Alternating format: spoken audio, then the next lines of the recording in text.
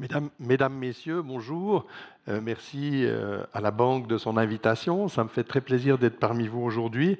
Et on va essayer ensemble de se poser la question pourquoi ce système des trois piliers est soumis à un équilibre très délicat, très subtil. En fait, ce système des trois piliers que vous connaissez, il est bien entendu connu comme quelque chose d'absolument génial dans l'ensemble des pays qui nous entourent et dans le monde. Le seul endroit où on n'est pas apôtre, c'est effectivement en Suisse, puisqu'il est fortement critiqué. Alors que c'est un système extraordinaire qui permet une très bonne répartition des risques, et on va se poser la question de savoir est-ce que ces risques peuvent déraper, est-ce qu'il pourrait y avoir tout d'un coup des changements relativement importants dans cet équilibre de notre système des trois piliers. Pour ceci, faisons un petit peu d'histoire pour essayer de se rappeler où on est, où on était, où on est et où on risque d'aller, et peut-être aussi quelles sont les problématiques que l'on risque de rencontrer dans l'évolution future de notre système des trois piliers. Un petit historique rapide pour quand même rappeler les principes et les enjeux.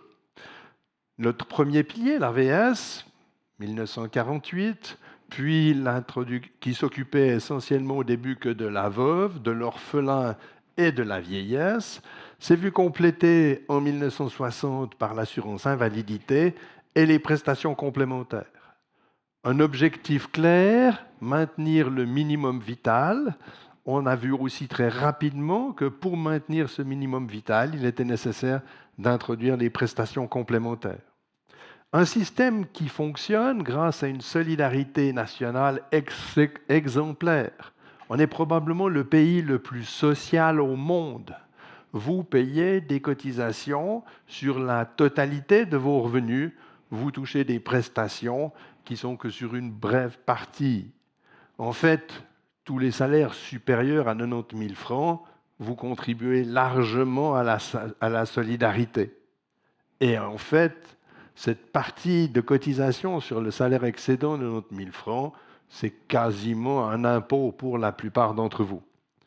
Donc un système extrêmement généreux, on cotise sur la totalité du revenu, les prestations sont fortement limitées. Un système aussi qui est bien social est géré aussi par des caisses de compensation qui sont les cantons ou des associations professionnelles, comme certaines sont représentées dans la salle. Donc on voit qu'on a un système relativement simple. Pourquoi ? Parce que l'on gère ceci selon un système de répartition. C'est toujours bon de rappeler ceci. Ce système de répartition, c'est que les cotisations des assurés actifs permettent de payer les rentes aux bénéficiaires. Et c'est pour ceci que la démographie est extrêmement importante, de même que la situation économique. Ce système de répartition fonctionne parce que la population a été d'accord de mettre ceci en place. On reçoit 50 milliards par année, on verse 50 milliards par année. Et on a un petit bassin d'accumulation, moi j'appelle ça la piscine. On alimente ces 50 milliards avec les cotisations des assurés, des employeurs et des pouvoirs publics. Et on ressort les rentes, 50 milliards, dans la piscine pour gérer le solde de la piscine. On a un tout petit montant, que son président est dans la salle, il s'occupe d'une broutille de 50 milliards. Mais c'est presque rien, puisque c'est à peu de choses près une année de cotisation.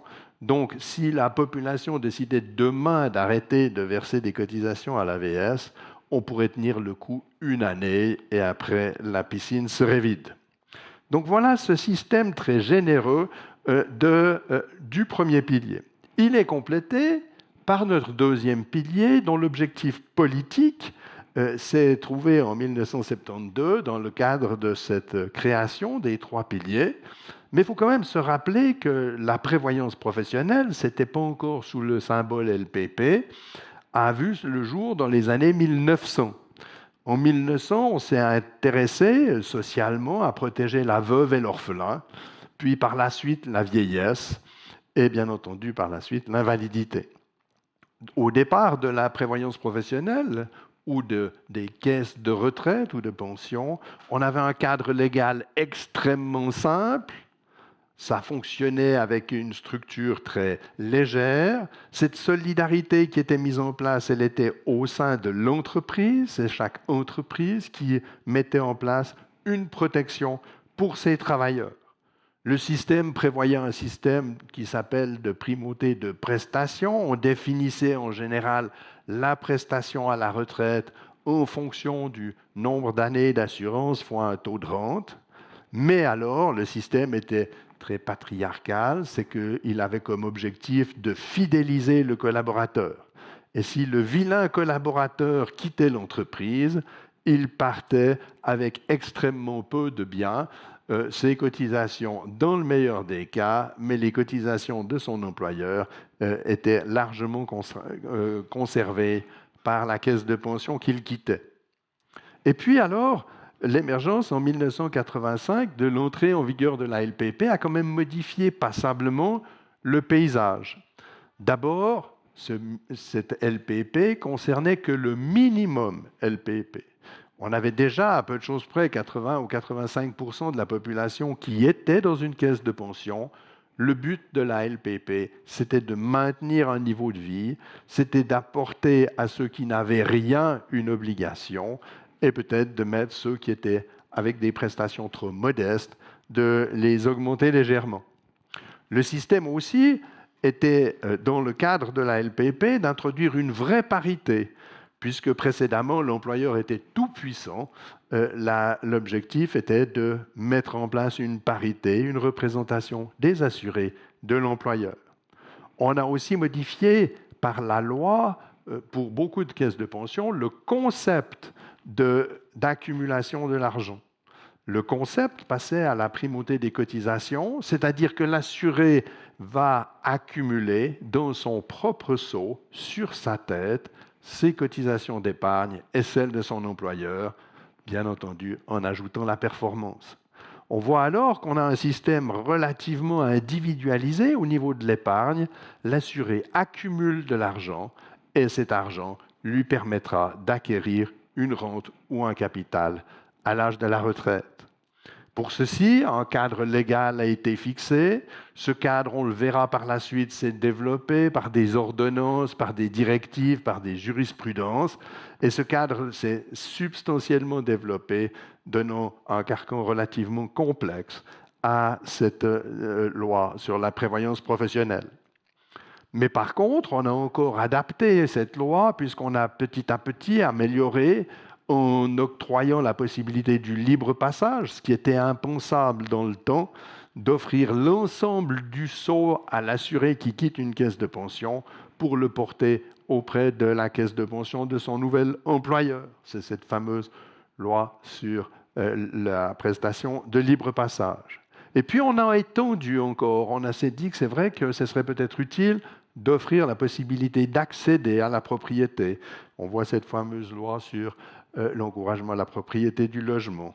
On a aussi considéré petit à petit que ce sceau faisait partie du couple et on a mis des législations en cas de divorce, puisque effectivement, en cas de divorce, ce sceau est splitté. Donc on voit qu'on a eu quand même toute une évolution de la législation dans le cadre de cette loi, mais par le biais d'ordonnances, de directives ou de jugements, une évolution relativement importante.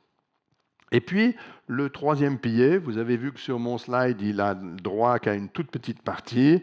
Pour des raisons de temps, on ne va pas épiloguer longtemps sur ce troisième pilier, mais d'abord, il a quand même eu un rôle. Il a vu le jour en 1987 et il permet une épargne individuelle avec des avantages fiscaux qui lui ont garanti un certain succès. Mais je ne traiterai pas la suite du troisième pilier. Alors maintenant, on a cette vision historique, on voit ce qu'on a déjà vécu, et puis maintenant, on doit se poser la question où on en est aujourd'hui. Aujourd'hui, quelle est la situation de nos caisses de pension? Dans quel environnement notre prévoyance professionnelle voit le jour? Alors d'abord, il y a des éléments clairs. Il y a une concentration de la prévoyance des institutions de prévoyance. De nombreuses petites caisses se sont réduites. On a vu l'émergence de fondations communes ou collectives. On a effectivement un nombre d'institutions qui a diminué de manière importante. une concentration des institutions de prévoyance, on va pouvoir se poser la question pourquoi? Eh bien, effectivement, il y a un tas d'éléments qui ont incité ceci. D'abord, on voit aussi que la responsabilité dans le cadre légal a largement augmenté. Cette responsabilité, elle est due aussi à la législation. Les conseils de fondation doivent maintenant remplir un certain nombre de critères, doivent assumer un certain nombre de responsabilités, doivent suivre les directives d'une loi qui est devenue de plus en plus complexe. Et effectivement, cette complexité décourage un certain nombre d'acteurs. L'engagement de l'employeur. Compte tenu de cette situation, on constate que de nombreuses petites et moyennes entreprises se sont rendues compte que la gestion de leur caisse de pension devenait quasiment un métier, devenait un risque, devenait une responsabilité qui n'était plus prêt à assumer. Et dès ce moment-là, supprimaient leur fondation autonome et rejoignaient d'autres véhicules de placement comme des fondations collectives ou communes. L'augmentation de la surveillance. Les tâches qui sont confiées à un conseil de fondation, les tâches qui sont confiées à un expert, les tâches qui sont confiées à un organe de révision ont décuplé ces dernières années.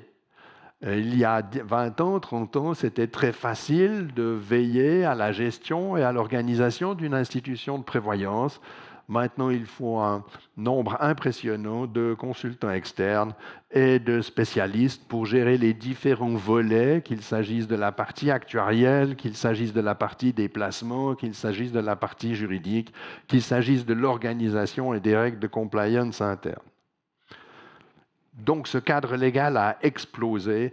Vous savez bien que toutes les lois sociales, et on me disait toujours, en Suisse, il n'y a jamais une loi qui se réduit de taille.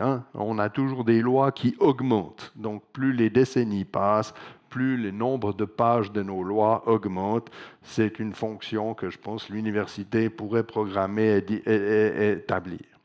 On a aussi fait des bonnes choses dans cette loi. On a essayé d'améliorer la transparence. Maintenant, on a une grande transparence. Mais cette transparence, elle a aussi nécessité des institutions de prévoyance, des conseils de fondation, des tâches administratives, des tâches relativement complexes, qui, bien entendu, généraient aussi des coûts. Cette transparence, je fais une petite parenthèse, elle est souvent critiquée dans les médias comme quoi le deuxième pilier n'est pas transparent. Je vous signale que vous avez tous reçu de vos caisses de pension un certificat de prévoyance chaque année, un règlement chaque année, des informations sur votre retraite future. Je vous signale que le premier pilier, vous y consacrez 10% de votre salaire, vous et votre employeur. Vous n'avez jamais rien reçu. Vous ne savez pas si les cotisations ont été payées. Vous n'avez aucune idée de la rente que vous touchez. Et vous ne savez même pas si vous êtes inscrit quelque part. Mais vous avez une confiance totale au premier pilier. Grand bien vous en fasse. C'est malheureux que la presse considère que le deuxième pilier n'est pas transparent et que l'assuré est un ignare. Mais c'est la situation que l'on a en Suisse. Il y a des problèmes de communication indiscutables.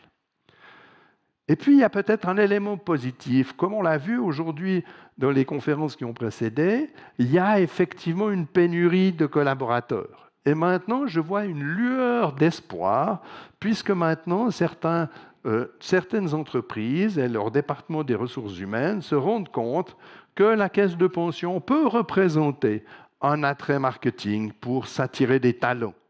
On constate maintenant que la rémunération, et on l'a vu dans certains cas, maintenant la rémunération en plus de la situation d'offrir du temps partiel, du télétravail, de congé le vendredi, de pouvoir skier, d'aller chercher les gosses quand on veut, si en plus on offre une bonne caisse de pension, ça représente un revenu indirect important avec encore des avantages fiscaux importants. Donc on voit qu'il y a un attrait, il y a quand même une certaine demande des ressources humaines de se dire c'est vrai qu'il vaut la peine d'investir d'abord au niveau du financement, mais peut-être aussi au niveau de l'explication et de la communication quant au deuxième pilier.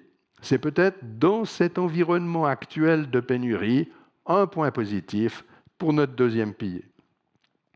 Et puis la complexité du deuxième pilier, l'impact et aussi la rémunération indirecte qu'il peut représenter, fait en sorte qu'on voit de plus en plus des deuxièmes piliers et des prévoyances professionnelles à plusieurs vitesses. Vous avez le plan de base, vous avez le plan pour les cadres, le plan pour la membre de la direction, pour la membre de la direction générale, des plans 1 et etc. Et ça complexifie énormément le système et ça crée aussi des jalousies, une individualisation et probablement pour les détracteurs du deuxième pilier, des arguments pour le combattre. En fait, le gérant du deuxième pilier est souvent la fiscalité. La limitation fiscale définit le périmètre jusqu'où on peut aller. Et dans la LPP, vous voyez peu d'indications de cette limite. C'est souvent, dans les cas pratiques, la fiscalité qui a généré une espèce de jurisprudence. La conférence des autorités de surveillance et surtout la conférence des autorités fiscales ont défini un carcan de savoir jusqu'où on peut aller dans les rachats, dans les possibilités fiscales qu'offre le deuxième pilier.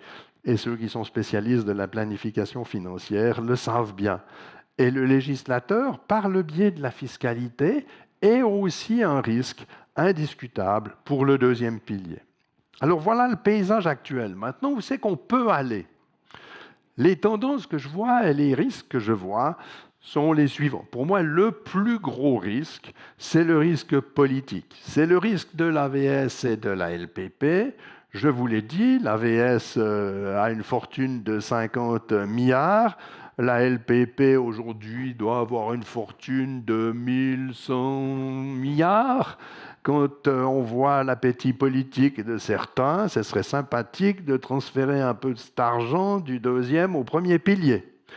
Et puis, c'est vrai que ce serait sympathique de bénéficier d'une solidarité entre ceux qui ont plus, ceux qui ont moins, ça passerait assez bien.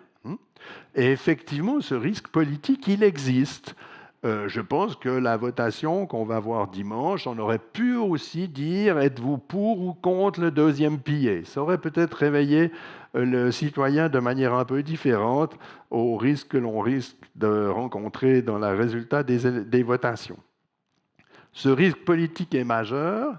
Et puis, il est exacerbé ou mis en évidence aussi par des risques qui leur donnent de quoi intervenir. C'est cette fameuse individualisation. Si on va trop loin vers l'individualisation, si on privilégie trop certaines catégories socio-professionnelles, eh ben, ça donne effectivement des arguments pour ceux qui combattent le deuxième pilier, de combattre ce deuxième pilier. Et cette individualisation, je l'ai dit, il peut y avoir des plans différents, il peut y avoir ces fameux plans et avec le choix de la stratégie de placement, il peut y avoir des avantages fiscaux importants ou exagérés, et ceci contribue des fois aussi à déséquilibrer le consensus social et le subtil mélange entre le premier et le deuxième pilier. La complexification du système met aussi un frein.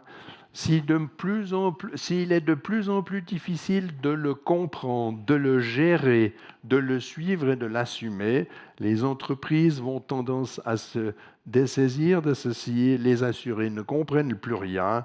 Si je vous posais des questions sur la votation que vous avez votée ce week-end, je pense qu'il y aurait passablement d'erreurs si je vous proposais un multi-choice un peu subtil dans les réponses que vous seriez à même de donner. Et je pars du principe que vous faites partie d'un public hyper éclairé par rapport à la moyenne suisse. C'est indiscutable. Donc on voit que cette complexité, elle pénalise le deuxième pilier. La responsabilité aussi pose des problèmes. On est dans des situations où on a des fois, dans certaines entreprises qui ont leur propre fondation de prévoyance, eh bien, effectivement, ils ne trouvent plus des candidats à être membres du conseil de fondation. Et détrompez-vous, ce n'est pas toujours dans les représentants des assurés, c'est aussi souvent dans les représentants de l'employeur. Parce que le CEO est un étranger qui ne sait pas ce que ça veut dire la LPP, le CFO est un ingénieur, ça ne l'intéresse absolument pas, et puis le chef du personnel n'est pas aimé de personne, donc on ne veut pas le mettre. Donc, résultat, on ne trouve souvent pas effectivement des représentants membres du conseil de fondation dans certaines institutions de prévoyance. ce maintien de la parité, il est difficile à réaliser. Autant dans certaines caisses de pension, on voit qu'on trouve un engouement pour les fonctions, dans d'autres, au contraire, il est très difficile. Il est très difficile aussi d'avoir une représentation socio-professionnelle équilibrée. Pour un ouvrier, de siéger au conseil de fondation, c'est quand même un effort relativement difficile à faire. Et puis le désengagement de l'employeur. Le désengagement de l'employeur est pour moi un risque. Au début, de 1900 à 1960, 70, 80, effectivement, l'employeur était fier d'avoir une caisse de pension. Il était fier d'avoir sa prévoyance professionnelle, de pouvoir la proposer à ses assurés et à ses collaborateurs. Maintenant, on constate que certains employeurs considèrent que c'est compliqué, que ça coûte cher, qu'on ne comprend pas bien. Et effectivement, pour cette raison, a tendance à ne moins s'occuper de ceci, ou en tout cas le déléguer au maximum. Et cette délégation devient de plus en plus grande, surtout auprès des petites et des moyennes entreprises. Cette délégation, elle est encore renforcée avec ce fameux symbole que vous voyez au milieu du graphique, ce fameux IAS 19, c'est ces normes comptables internationales appliquées aux sociétés qui ont un impact sur le bilan de la société et qui peuvent inciter les CFO à essayer de dérisquer le bilan de la société, d'autant plus si elle est cotée, au moyen de structures de prévoyance différentes. Ça pourrait faire l'objet d'un cours de 10 heures qui sera donné pendant le week-end, si vous aimez vraiment bien ça. Mais effectivement, cette notion-là impacte aussi la structure de prévoyance de nombreuses entreprises. Et là, on touche surtout des entreprises cotées, donc des grandes entreprises, des multinationales qui ont un siège en Suisse ou des sociétés suisses qui ont un effectif de collaborateurs important et qui sont cotés. Mais bien sûr, il y a aussi d'autres éléments parmi les risques qu'on peut se poser. Il y a par exemple le risque de performance ou de taux d'intérêt. Pour moi, ce n'est pas un risque important. Nos caisses de pension savent gérer ceci. On a de la chance d'avoir des établissements bancaires qui nous accueillent et qui nous gèrent ceci avec élégance. Et effectivement, bien sûr, on a des années qui sont plus difficiles. Les économistes nous l'annoncent, ils nous l'expliquent chaque fois qu'on perd 10%. Après, ils nous disent que ça ira mieux et on regagne les pourcents qu'on a perdus. De manière générale, si vous prenez ces 20 ou 30 ou 40 dernières années, la performance de nos caisses de pension est tout à fait satisfaisante et ça ne me paraît pas pour le futur un risque majeur. Alors bien sûr, si le monde s'écroulait, je serais obligé de revoir mon discours et de changer la couleur verte que j'ai octroyée à cette performance. L'espérance de vie aussi.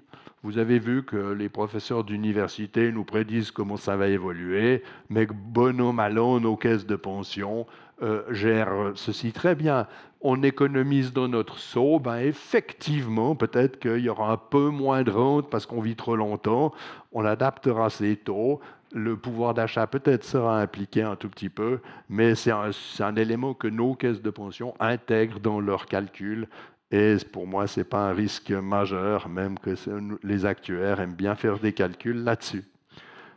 Un autre risque qui voit aussi le jour, c'est la concentration. La concentration, une centralisation vers certaines institutions de prévoyance, parce que c'est trop compliqué, parce que l'employeur se désengage, parce que la parité est difficile à maintenir.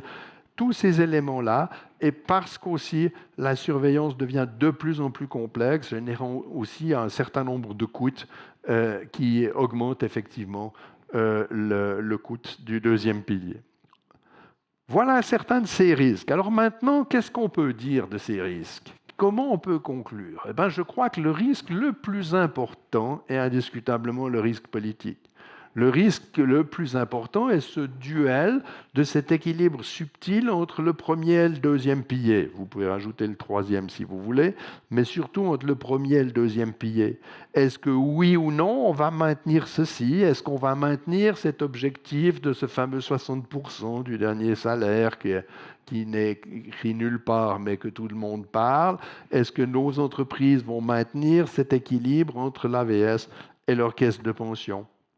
Est-ce que l'individualisation, qui, si on la pousse trop à outrance, avec des plans A et avec des plans spéciaux, avec des possibilités parfois un tout petit peu jouer avec la fiscalité, ne va pas donner des arguments aux détracteurs du deuxième pilier de réduire la voilure du deuxième pilier et d'essayer de renforcer le premier pilier. C'est un combat entre savoir est-ce que l'argent qu'on met de notre salaire, on le met sur le premier, sur le deuxième, dans quelle proportion.